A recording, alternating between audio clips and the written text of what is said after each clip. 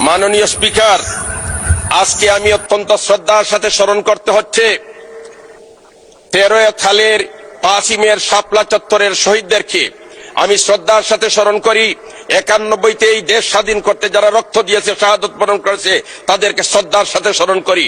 সাথে সাথে 90-এর এই আন্দোলনে যারা অংশগ্রহণ করেছেন, বিশেষ করে 24শে জুলাইয়ের আন্দোলনে যারা শাহাদত বরণ করেছেন, আমরা তাদেরকে শ্রদ্ধার সাথে স্মরণ করি এবং যারা পুণ্যত্ব বরণ করেছেন, আমি তাদের জন্য দোয়া করি আল্লাহ রাব্বুল আলামিন তাদেরকে সুস্থতা দান করুক।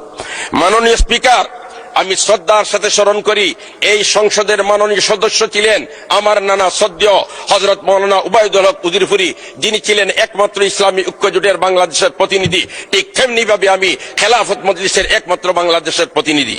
মাননীয় স্পিকার, আমি শ্রদ্ধার সাথে স্মরণ করি এই হেফাজতের আন্দোলনের নেতৃত্ব দানকারী শাইখুল ইসলাম আল্লামা আহমদ শফি রহমতুল্লাহ আলাইহিকে। আমি শ্রদ্ধার সাথে স্মরণ করি মজলুম আলিমে দ্বীন হযরত মাওলানা জুনায়েদ বাবুনগরী রহমতুল্লাহ আলাইহি সহ এই দেশের জন্য, এই মিল্লতের জন্য, এই সমাজের জন্য যারা আত্মত্যাগ করেছেন, আমি তাদেরকে শ্রদ্ধার সাথে স্মরণ করি।